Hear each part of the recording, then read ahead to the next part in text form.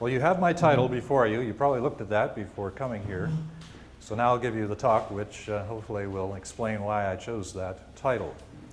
The humility of reason. It's a pretty big sort of humility that we'll be talking about.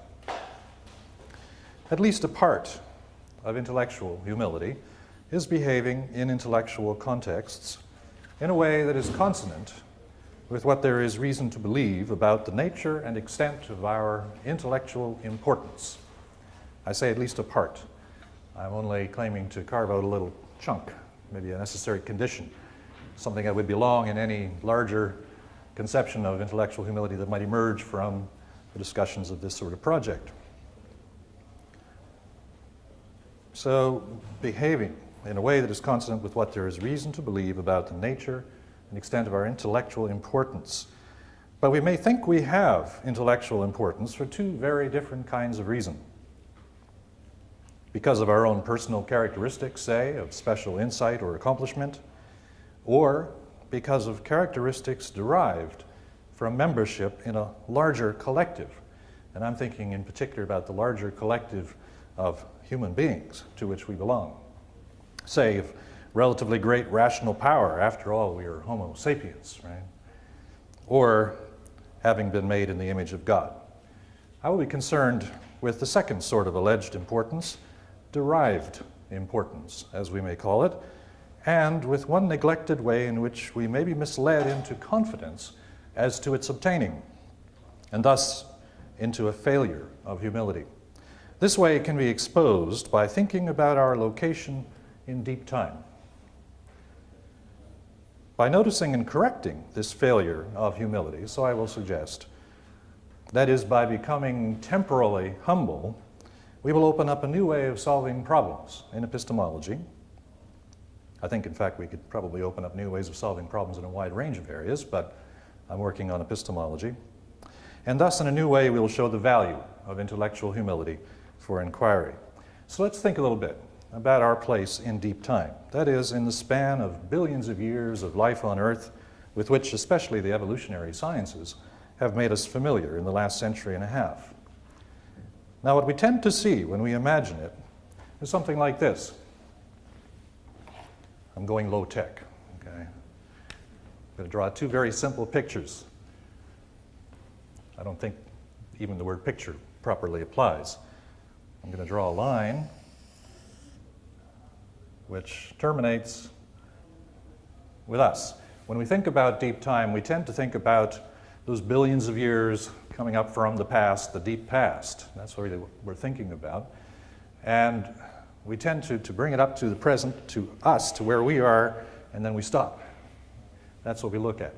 That is us. It's not the U.S., okay? As a Canadian, I want to make sure that we're clear on that. Us. Okay? There we are at the very end. And now our brief period of 2,500 years or so of systematic rational inquiry makes our achievements in that short time look almost miraculous. Okay, here's all this time coming up, and then in that very short chunk, 2,500 years at the very end, we've done so many amazing things, especially in science. So it makes what we've done look almost miraculous and like the denouement of history. But the correct picture is more like this.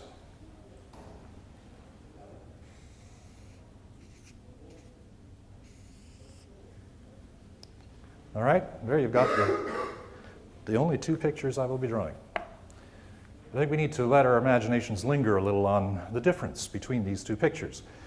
Here we are in the middle of the line, and there's an awful lot of line that comes ahead, and that represents the future, the deep future. And if we wanted to take this to a proper scale, and if we wanted for us to really be visible even at that proper scale, let's say to take up even 1/10 of an inch, we would have to extend that line in both directions a very great deal. We'd have to go probably about 2.5 miles back to indicate the history of life on Earth, and probably almost 2 miles forward for us even to emerge to 1/10 of an inch on that line, okay? Of course, I can't draw so long a line. We'll have to make do with this. And so when looking at this second line, we're alerted to another possibility, that our brief 2,500 years of systematic rational inquiry is just the beginning, not the end, but just the beginning. Our insensitivity to this possibility and to our true place in time reveals a curious asymmetry in our involvement with or absorption of facts about deep time. Deep time is difficult to grasp at the best of times. As Stephen Jay Gould said, I know how many zeros to place after the 10 when I want to say billions. But getting it into the gut is quite another matter. And that's something I think we really haven't done with respect to the future. We're starting to do that with respect to the past, the deep past. Science fiction writers are trying to help us do it with respect to the future, but I think it's important to note the word fiction there. And many of us don't pay a great deal of attention to them, or at least not the right sort of attention. Okay, so we're getting used to the deep past, but there's this asymmetry. The deep future, that's another matter. So we've been making progress on the past, on the future, not so much, and that's the asymmetry. So why? One question we could ask, this question I start off with, why this asymmetry? And a possible answer comes from the social sciences. What I have in mind is a cognitive tendency identified by psychologists as the end of history, illusion. The relevant paper is by Jordi Koybach, Daniel T. Gilbert, and Timothy D. Wilson, and appeared recently in the journal Science. It's about how, as individuals, we relate to the thought that important changes are ahead of us as opposed to behind. In brief, we tend to deny this. What 6 studies of more than 19,000 participants confirmed, and here I'm quoting, is that predictors aged A predicted that they would change less over the next decade than reporters aged A plus 10 years reported having changed over the same decade. And of this illusion, the authors of the Science paper report as follows, and again I quote, although the magnitude of this end of history illusion in some of our studies was greater for younger people than for older people, it was nonetheless evident at every stage of adult life we could analyze. Both teenagers and grandparents seem to believe that the pace of personal change has slowed to a crawl and that they have recently become the persons they will remain. History, it seems, is always ending today. Now, the authors hazard some explanations of this phenomenon, and I think these may afford some insight into why we might be subject to an end of history illusion, not just as individuals, but writ large, as a collective of behaviorally modern humans. What they say, drawing on other psychological studies, is first, surprise, surprise, that people tend to think in a laudatory way. I heard about this earlier, and you've probably heard about these sorts of studies before, and it's not surprising. We tend to think in a laudatory way about our own personalities, values, and preferences, and having reached such an elevated condition, we're likely not to consider the possibility of change. This isn't implausible, and it's also clearly related to issues about humility, and it transfers nicely to the larger scale. Before the discovery of evolution, there was little to counter the strong sense nurtured by some of the world's dominant religions that we are made in the image of God, prepared to know and understand widely and deeply. And after evolution became known, we could still think of ourselves as the most highly evolved, and indeed as in some sense the goal of evolution. Alfred Russel Wallace, for example, co-discoverer with Darwin of natural selection, was comfortable speaking of all this glorious earth, which for untold millions of years has been slowly developing forms of life and beauty to culminate at last in man. Yeah, that's the kind of thinking that we're talking about here. Many of us follow Wallace in our thinking. Recently I read something in a book by Michael Ruse, a philosopher of science, philosopher of biology in particular, and he was talking about this notion of progressive evolution, of things having gotten better, and we're the end product. Everything was aiming at us. And he says, although scientists aren't supposed to talk about this, right, because of keeping value out of science, nonetheless, from his encounters anyway, it seems to him that an awful lot of scientists still think that that's roughly the truth of the matter. So even in science, even among scientists, you may still find this sort of presupposition having some influence. But another point the authors of that science article make is also interesting. Drawing on the work on cognitive biases and heuristics of Kahneman and Tversky, they point out that imaginative work requiring that we look ahead is harder for us mentally than thinking about the past, which is, after all, aided by memory. Quote, if people find it difficult to imagine the ways in which their traits, values, or preferences will change in the future, they may assume that such changes are unlikely. In short, people may confuse the difficulty of imagining personal change with the unlikelihood of change itself. Here too, we may have something that transfers easily to the asymmetry in our thinking about deep time. People may confuse the difficulty of imagining far future events, which enhance inquiry, perhaps far beyond the extent to which we've been able to enhance inquiry. The difficulty of imagining far future events which enhance inquiry may be confused with their unlikelihood. This would also account for the fact that those few who do take the deep future seriously are mostly science fiction types with good imaginations. Now, however we may have come by it, our trouble with the deep future, with seeing our place in time properly, has made it easy for us to behave as though we are much more important, and now I'm coming back to the emphasis on humility. It's made it easy for us to think that we're much more and to behave as though we're much more important intellectually speaking in that derived sense than we have any reason to suppose. And this has infected our inquiry about inquiry in epistemology. If in our impoverished imaginations deep time ends with us, then we will behave as though a variety of propositions about human intellectual importance are true, which we have no business accepting, and which a peculiarly temporal form of humility will urge us not to accept. And on your handouts, some of these propositions are informally stated. We'll behave as though some of these propositions are true. Inquiry is largely restricted to us. That is, to humans up to us, okay, up to now. Knowledge needn't wait. Okay, we don't think about inquiry over vast expanses of time and think about how some of the goals of inquiry might be ones that need to be postponed in some way. Knowledge needn't wait. Or, if you're a pessimist, you'll say waiting won't help. The third proposition, the truth is largely in our grasp, or never will be, if you're a pessimist. Skepticism may be ignored or is devastating. And finally, intellectual progress depends on us. Now, I'm not saying that these propositions are consciously entertained.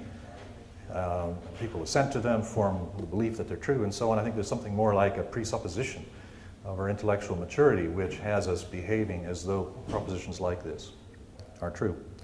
And here there's no sensitivity to what may need to happen or be made to happen in times far beyond our own in support of inquiry's deepest goals, after we are as snugly entombed temporally as the dinosaurs. On this view, we are the important ones. Notice, again, I touched on this as I went through those propositions, that both pessimists and optimists in epistemology seem to be presupposing this. Both forget that there's a third option. This oversimplifies somewhat, but I think you can get at a pretty important insight by saying you've got the pessimists and the optimists, and they tend to forget this third option, which is radical immaturity. If we think in those terms, it's a different sort of thing than being either an optimist or a pessimist. Now, suppose we noticed all this and developed it in ways that I just have no time to do here, and adjusted our behavior accordingly, given that we have no reason to suppose, especially after a bit of reflection on our place in time, that we here and now possess such intellectual importance. Then we would be intellectually humble in a new way. We would be temporally humble.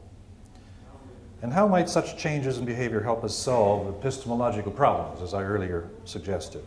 Let me give a few examples, focusing on knowledge, which I shall assume to entail belief, and skepticism. A principle of temporal humility will tell us that we should prefer behavior in accord not with propositions on either side of various temporally structured issues about human intellectual importance, like those suggested in connection with the propositions I read out before, but rather in ways that would be appropriate no matter what is true on those issues. Forms of behavior that we could call right either way, okay? No matter what is true with respect to our intellectual importance. So, for example, it may well be that the overall truth is largely in our grasp, but we had better also be ready for what I call the long view. I have this on your sheet as well. Better be ready for what I call the long view to better reflect what is the case. According to the long view, it would contingently take a very long time, as judged by scientific timescales, say 100,000 years or more, to get to the level of development that counts as the maturity of inquiry. And our 2,500 years is the earliest slice of that time. So here we're asked to imagine, we've got 2,500 years. How long is it going to take for us to get anywhere close to finishing the job, however we interpret finishing the job? I mean, you can give your own gloss to that, whatever you think finishing the job might be, getting close to finishing the job in inquiry, in human inquiry. The long view says that it's a long way off, appropriately enough for a view with that name. And it's a hybrid, therefore, of views about our temporal immaturity and a view about our developmental immaturity. Those two aren't the same. The long view brings them together, however, and says, look, what if they are combined in this way? Okay? Now, it doesn't seem we could take the long view with the seriousness required for temporal humility without what one might call a decentralization of knowledge in epistemology. This is because of the need for a more fundamental decentralization of belief. The concept of belief is arguably the central concept of inquiry generally, and also in epistemology. And moreover, our beliefs are treated somewhat monochromatically, without distinctions among different kinds of beliefs or different standards, perhaps not all presently satisfiable, developed for their assessment. Moreover, few positive but more modest alternatives to belief have ever gained serious attention. We're starting to make some headway. There's this distinction between belief and acceptance, and I'll have more to say about that in a little bit. But belief still dominates in epistemology. This behavior doesn't seem to satisfy the requirements of temporal humility. For the believer, when you come to think about this issue from a deep time perspective, will seem to be at least often behaving in a somewhat presumptuous or arrogant or even grandiose manner. She claims to be in possession of the truth. I mean, there are different ways of giving an analysis, or some people refuse to give an analysis of the concept of belief. But whatever your conception of belief is, what I'm talking about when I talk about belief is something that would involve, at least upon reflection, when you think about your belief, saying that you have access to the truth on that matter. When you believe something, you hold it to be true. And so you take yourself to in some way be in possession of the truth in that respect. I don't think we can behave in a way that is appropriate, even if the long view is true, and still make belief as central to inquiry as it is today. So, suppose we remove the concept of belief from its central place in systematic rational inquiry and replace it with something else. What should that something else be? I suggest the concept of having a position, which is something like, philosophers here will know L. Jonathan Cohen. He has this notion, which I mentioned briefly earlier, of a non-believing, or at least a kind of acceptance of a proposition which is compatible with not believing it. So you could voluntarily take on board mentally a proposition, even if you don't believe it. He understands belief to be something that's fundamentally involuntary. Okay? So think about, for example, the proposition that there is a God. Religious people, we're all familiar with that proposition and with all of the situations in which it's involved. There are a lot of people who believe that proposition. Okay? They have this involuntary disposition, Cohen would say, to feel it true that there is a God. Okay? There's sort of a truth feeling. Acceptance for Cohen, on the other hand, is, in the case of a proposition like the proposition that there's a God, voluntarily taking it on board, saying, I'm going to accept this. So it's something you do voluntarily. You think, take it on board. And what that means, what it means to accept it, is to use it to have and to implement a policy of using that proposition, in particular when making theoretical and practical inferences, when deciding what to do, what to think, and also how to behave. All right? You can do that with a proposition. And that's a different sort of thing from believing it. Okay? So that's where we start thinking about what I mean by having a position. I'll just add an extra ingredient or two. Let's say, and this is on your sheet as well, that S, some subject S, has or holds the position that P, where P is just any proposition, like the proposition that there is a God, if and only if S accepts that P in the sense I've just described. And, here's the extra ingredient, is disposed to mobilize and defend P in any discussion among competing views about an issue or issues to which P can be seen as a response. Okay, so there's an alternative to belief. When we think about what should be central in inquiry, I mean, there are all kinds of cases in inquiry where we might not mobilize either a belief or acceptance or a position of this kind. But where belief today is central in inquiry, imagine replacing it with something like this. The view which says we should do that I call positionism, for lack of a better term. This is a view that endorses such a move in response to the need for temporal humility, more specifically. Positionism enables at a stroke many adjustments called for by temporal humility. In particular, involves backing off from belief in contexts of inquiry just enough to make a wide range of our epistemological behavior appropriate, even should the long view be true. Never before, right either way. Okay? Suppose, for example, that Ptolemy had accepted the propositions involved in his astronomical theory, whether or not he believed them, making from them his position. Realizing that it might subsequently turn out to be false, while straining to conform his ideas as best he could to the relevant evidence as he saw it, and to pass on the best theory he could construct. If that's what he had done, then he could not, these many hundreds of years later, be convicted by us of any real intellectual error or false move in inquiry. I mean, in fact, we say Ptolemy was wrong, right? But if this is the way he behaved, and if we all thought in the relevant terms, we'd say, did nothing wrong at all. He had the right intellectual goals for his time, and he achieved those goals. And so can we. But in thus backing off from belief, one backs off from knowledge, since the latter entails the former. There's an awful lot more to be said about all these things. I'm just going to have to forbear. That's why I've got these pages here, so let me just go on reading. Now, positionism should not be seen as entailing a general belief skepticism.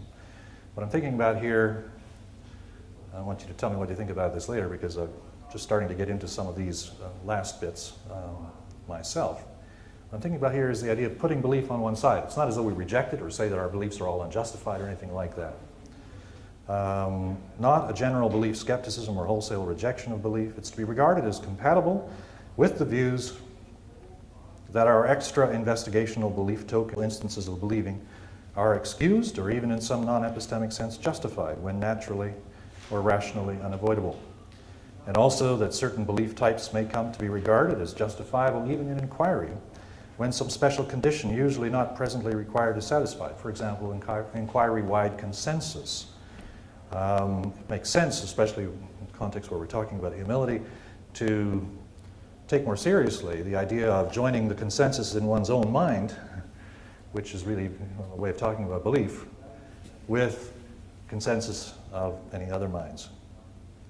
But given that the more demanding conditions, for example, consensus, are today often not satisfied in inquiry, having a position would still be recommended as the default going forward in something like the way that belief has been the default in inquiry so far. This suggests a further point about knowledge. Given that temporal humility means cultivating much more openness to human and perhaps post-human inquiry, requiring for its success an enormous amount of further time, and correspondingly openness to the present stage of inquiry being an incredibly early one, perhaps we should favor a different conception of knowledge than the usual, as the most appropriate to our place in time, one especially relevant should we still be intellectually immature. On this conception, knowledge might coincide with true belief of propositions on which the sort of consensus mentioned earlier has been achieved. Now, even on this characterization, knowledge would remain relatively rare. It would continue to count as a demanding epistemic goal. and it would be compatible with its endorsement that any number of other conceptions of knowledge are continually exemplified among us, should we in fact be intellectually mature, as is epistemically possible. But it might be temporally humble to endorse as especially appropriate to our place and time a conception of knowledge that in its very nature bears witness to our need to deal with such failures of temporal humility as fierce, non-collaborative, competitive intellectual behavior, which is what you often see, of course, today. I turn, lastly, to skepticism. There are many points to be made here. I'll restrict myself to a few. There are many because there are many kinds of skepticism. But I will restrict myself to just the next few points. That there are implications in what I've just said for knowledge skepticism will be clear. And for skepticism about more narrowly justified belief, there are consequences in positionism, which in effect preempts such skepticism. Because if we're emphasizing positions, if we say the right thing to be talking about when we're engaged in inquiry is our positions, not our beliefs, all right, then much of what the skeptic is saying about beliefs just becomes irrelevant to what we're doing. And all of this can, of course, be traced back to a commitment to temporal humility. But a few more particular and perhaps deeper points also suggest themselves. By developing, in discussion of the long view, what is in effect a form of skepticism specifically about intellectual maturity claims, and that's really what I've been talking about, right? So we can think of skepticism as becoming narrowly focused on the idea that we have the intellectual maturity that we're tempted to think we have because of our mistaken understanding of our place in time. If we think about this more specific sort of skepticism about intellectual maturity claims, we may be offering even radical skeptics, including the old Greek Pyrrhonian skeptics, a new form of skepticism to consider, one that could be destabilizing for them. Perhaps we need this more precisely focused sort of skepticism as an inoculation against the more out of control variety. Here it's important to see, as suggested earlier, that maturity claims come in both optimistic and pessimistic flavors. The former says, roughly, that further development isn't needed. The optimist, somebody who thinks we're almost there, or, we just need maybe one more Einstein to tell us how to put some of these theories in science together that are incompatible. Further development isn't needed, according to that view. But the pessimist says that further development wouldn't help. Both are assuming that we've gone about as far as we can go. Radical skepticism, in other words, may itself manifest the presupposition of maturity, which leads to failures of temporal humility. Perhaps seeing this, those drawn to radical skepticism will now be drawn to a more humble orientation that goes beyond both optimism and pessimism to radical immaturity. If it epistemically could be the case that in every sense we are presently experiencing early days in an ambitious and demanding enterprise, it could be the case. I'm not saying it is the case, but that it could be. Then it is appropriate to proceed experimentally and notice how skeptics have tended to behave as though the results of the experiment are already in. As for the common skeptical challenge to find a reliable basis for inquiry itself, temporal humility should open us to the thought that participation in inquiry may rationally be prompted in different ways at different stages. When we are at an early stage, it can, I submit, be prompted by a desire for truth, disentangled from other immature desires, instead of by confidence as to the efficacy of our truth-seeking faculties, joined to the position that over the long haul, by means of these faculties or others by which they are superseded, inquiry will be made to succeed. Now, radical skeptics will allow no more than that these things are epistemically possible, but in the new dispensation that I'm imagining, no more than this need be allowed. Perhaps then there will be a future point of meeting in epistemology for radical skeptikoi, who in the ancient Greek purport to persist in inquiry, and other inquirers. At an early stage, temporally speaking, this is my last paragraph, so coming to an end now. At an early stage, temporally speaking, we can have little idea how inquiry might change or whether it will long continue. So we are not responsible for the whole of it. In the one passage in all of analytic epistemology in which I found something relevant to my concerns, a passage from a paper by Ernest Sosa, published back in the 80s in Synthese, a very similar thought is briefly recorded. It contributed encouragement to my efforts, as did the focus on intellectual humility, of which we are now all a part. All we need at an early stage is strong epistemic desire and the willingness to do what we can to ensure that the dialogue of positions in our own time contributes something that is helpful for future inquirers, even if that be only the conditions in which they may come to exist, perhaps to refute skepticism in their own ways. Thank you.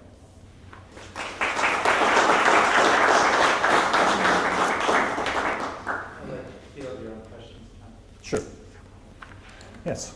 Okay, I basically like to move to positions in the Jonathan Cohen stuff, but I'm worried a bit about this developmental story as the running start for the following reason. If you think about little children, they know things. They don't know everything, but there are some things that they actually know. They have justified true beliefs about stuff. So the assumption that if we think of ourselves as immature, we have to put knowledge, belief, and so forth aside, I don't think is justified by just saying, well, we're in the early stages of development. Yeah, because nothing. Little kids really do know some stuff. That's true. Nothing so categorical should be recommended, and I am not recommending anything so categorical. I mean, I went through it fairly quickly at one point, but I said this doesn't imply that there's no place for beliefs in inquiry, because it could be that we say, well, if we get a consensus of the right sort on a proposition of the kind that we have in science, and of course I need that for my own discussions, right, with respect to deep time, for example. Perhaps we'll say that that sort of thing is sufficient to justify belief in inquiry even today. The thing is that on so many topics we don't have anything like a consensus. We have a problem of disagreement instead. Sure, and so, that's entirely right, yeah, but yeah. to simply say that we've got a reason for bracketing notions like belief, I don't know that we've got that. It might be that we have, we shouldn't be, I mean, I'll stipulate, we shouldn't be so arrogant. But I mean, you're pushing very far in another direction, and I don't think that just looking at development would get you there. If you actually thought about little kids and saying... Yeah, I take your point. Another way I've thought about that is in terms of, K through 12. Just the fact that there are all these grades to be got through doesn't mean you don't learn anything at all at K or grade 1, right? And I agree with that. How about, there's one sentence here that I used when I said that we might treat positions as the default instead of belief as the default in the way that we do today. I'm not sure if that's the right word. Maybe there's another word that would be better. But to the extent that the concept of belief is central today in inquiry, to that extent the concept of position, of having or holding position, might be made central. That's lovely. I mean, I think Yeah, that's really all I want to say. Notion, but basically, the assumption that somehow we can get there just by saying, well, we're very immature, I think that's where I'm kind of wondering that would be the way to do it. Yeah. I think there are plenty of other reasons for saying, belief is a mess. And you yourself have talked about acceptance. You're one of the few who has written about acceptance. Good. So the positive part I like, but the assumption that somehow just, if we think of how, if you predict how long the future might be to inquiry, that's going to get us in the right state to make this move. I guess Well, that's the one that I focused on here. I mean, there are many different kinds of immaturity, really, and there are other things that might have us move in this direction. For example, when we look at that 2,500 years and we see how many limits have been imposed on inquiry during that 2,500 years. Just quickly, I mean, I know that Yeah, go ahead. Shut up, but I'm worried about the 2,500 years too, because Too short? Way too short. Okay. Because I want you to talk about art. All right. 23,000 years. Yeah. And art has permanent achievements. It's not like homemade that we throw out. So it might be that the assumption of taking science as our metric may be itself problematic. See, I qualified the phrase there. You may have noticed that systematic rational inquiry. Well, I don't know about systematic, but I work Yeah. with system art as rational In other- inquiry. So, Other times I've actually used a much bigger figure, Yeah. and it really doesn't matter. You could make it pretty darn big and it would still suffice, right? You could make it 50,000 years and you could still tell the same basic story. Except, not if you say that you have permanent achievements. If you say that we keep overcoming our past achievements, then the immaturity thing looks good. But if you say we've got permanent achievements, now All right, let's yes. get some more of them, that's Yeah, a different yeah. picture. Yeah.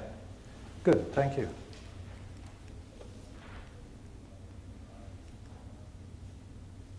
Yeah, go ahead.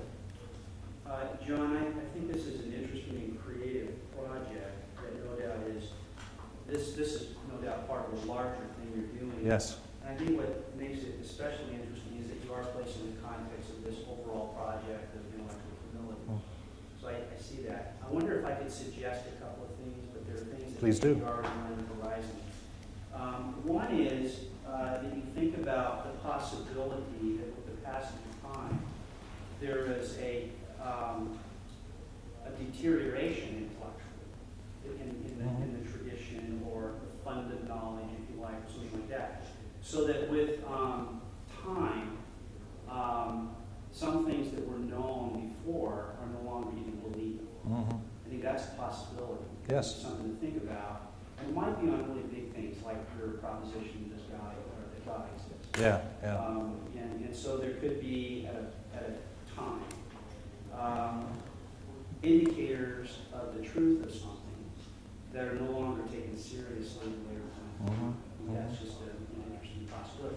And then you might consider, well, if we are we already there? Have we do we no longer believe things that maybe we should still believe? Sure. As part of the human Are the things that have become hidden to us? I mean, there are certain that- parts of the knowledge gaining enterprise that Sure. might hide from us certain forms of knowledge or implicit knowledge or other kinds of knowledge of the kind you were Right. talking about. That would be one explanation for why this happened. Sure. One other thing, and that is, it seems to me there might be a tension between your maturity view about inquiry and your positionist view. Okay. Because if positionism sort of is very cautious about doxastic commitment about the larger issues, and that is because at a time, and I don't think it's just relative to our time, we're just not intellectually mature enough to, Or it might not be. Yeah. yeah, or might not be. Yeah. If we might not be, then that. So that's a big part of the answer to your question. That Yeah, well, the question much of where I'm my- going with this is, my argument in runs the on, future. on mights. I think that the power of may or of might is much greater. that's fine. than we tend to Would it be- suppose. Wouldn't it be true though in the future? At Yeah. what point does that change? In other words, Yeah. well, maturity may be in such small increments that it never really is maximal or something like that, where, I mean, Sure. at what point do you go? Yeah, you have to- you go from being- You have to develop, and I did in the work that I'm summarizing here, a conception of what maturity would be. I think that we have been under the influence of something I call a maturity presupposition, which isn't, the word Yeah. presupposition is meant to suggest that it's not necessarily conscious or reflective, rationally considered. So now we have to tease out, or carve off of that, the propositions, maturity propositions that we might reflectively consider, and I try to do that. And there are different ways of thinking about this. You could have an object-centered conception of maturity, where we're just thinking about, what it would take to reach a certain ultimate goal. Maybe it's the kind of thing that Ernest Sosa himself talked about, knowing the truth, the full truth, at least the structural facts about the truth. That would be an object-centered, or at least the starting point for an object-centered conception of maturity. So you might understand object-centered maturity in terms of having a focus on three things. One is concepts and capacities, inquiry forwarding concepts and capacities, inquiry forwarding questions, having noticed, and also having achieved certain goals of inquiry. In each case, those that would have been noticed, would have been achieved, or would be possessed by those who have this ultimate understanding, or anyone who had that ultimate understanding. So you have to figure out what you're going to mean by maturity. This hasn't really been discussed, which is itself, in a way, a kind of extra bit of support for some of my claims. Pardon me? I think my point is more about an in principle. That is to say, regardless of what you say about maturity, one question is, if you adopt a positionist view, is there ever any prospect of maturity? I mean, Well, it's generalizable. yeah, I mean, I think that it might even be required for our survival and flourishing into the future that we become much less dogmatic about many things. And this way of thinking about things might even allow us, if we think about how we should behave at our time, get the kind of humility that's exemplified by thinking about what's appropriate to our own time. And that's really all I'm talking about when I talk about positions. It could be, there's a kind of temporal relativism that's lurking here. And that's one of the other concepts that I'm working about. Yeah, that's right. But I need to take some other questions. We'll talk more about this later. Yeah? Your analysis is looking at a species, and the positionist view is that it's going to improve the species' intellectual humility in a sense, to be less belief-driven. Is there an implication ever thinking about the intellectual humility at the individual level? That is, if you took it another level, could we talk about measuring and indexing the intellectual humility of an individual? Is it something that's related to, for example, the ratio of a person's positions to beliefs? Or I see. Interesting. Yeah, yeah. Well, I do, in this I have spoken about individual humility, understanding it as derived, or actually we need to turn that around. A kind of failure of humility that you might get because of what you take to be certain properties, but not properties that you get because of your own personal endeavor, but properties that are derived from membership in the human species. So it is something that the individual has got. You and I, you've done various things in your history, and you might feel some self-importance because of that. You might also feel a certain self-importance just because you're a human being, right? That's what I'm talking about. So that's one point, that it is really something that is supposed to operate at the individual level. I think it could also be understood at the group level, but that's not something that I was talking about here. So could we now measure that? Could we measure that? Yeah. That's sort of individual comparison. Sure. Sort of a ratio of their positions, beliefs, or something like that. Well, at least if they become acquainted with, all this stuff. I mean, if you've got people, I mean, this is something I thought about along the way. Should we say now that everybody before our time has failed to be humble in a certain respect? Maybe not. It could just be some kind of ignorance that's causing it. But now that we know about this stuff, now that we can think about it, now if we didn't go forward on a positionist, in a positionist way, perhaps, this is the proposal, we might be implicated in a failure of humility. Because now we can think about this stuff, and we can, so yeah, in that connection, if somebody did know about this, and especially if they thought that they ought to moderate or change their central intellectual attitudes in a relevant way, then yeah, that would be a way of measuring temporal humility. Yeah. We're out of time, but Yeah. we could take another question. Okay, in the back. Yes, I want to ask about skepticism. So I didn't really see why if we adopt positionism, we can safely ignore skepticism. So you seem to be conceding that skepticism poses a threat to knowledge and justify belief, but why isn't that true of justified acceptance as well? Mm-hmm. Do you think there are particular skeptical arguments that can be applied to? Good. Yeah, yeah. There's a whole lot of thinking needs to be done. That I want to do some of it about how to justify positions. And of course, as soon as you have criteria established, you can have people saying, well, those haven't been satisfied in this or that context, or they cannot be satisfied. I think it's going to be harder, though, to maintain any kind of general skepticism of the kind that might be interesting in this connection. For example, you might think that the way, pretty quick and easy way, at least a sufficient condition for justification of a position is that you form the position that seems to you to be supported by the available evidence.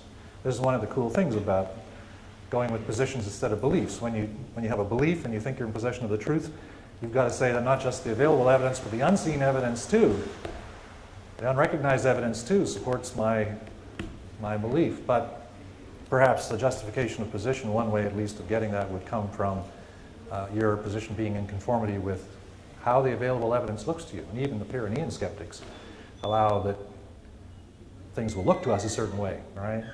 I mean, we're going beyond them in the sense that now we're saying that we're also going to make an intellectual move on the basis of that, which they might have questions about. So I'd say in principle, yeah, I want to think more about this. In principle, there could be a new kind of skepticism about positions, but I'm skeptical about whether it's going to have the same kind of potential generality or the same kind of attractiveness or seductiveness or attraction that radical skepticism has seemed to have when we've been thinking about beliefs. That's only a beginning. Well, thank you, John.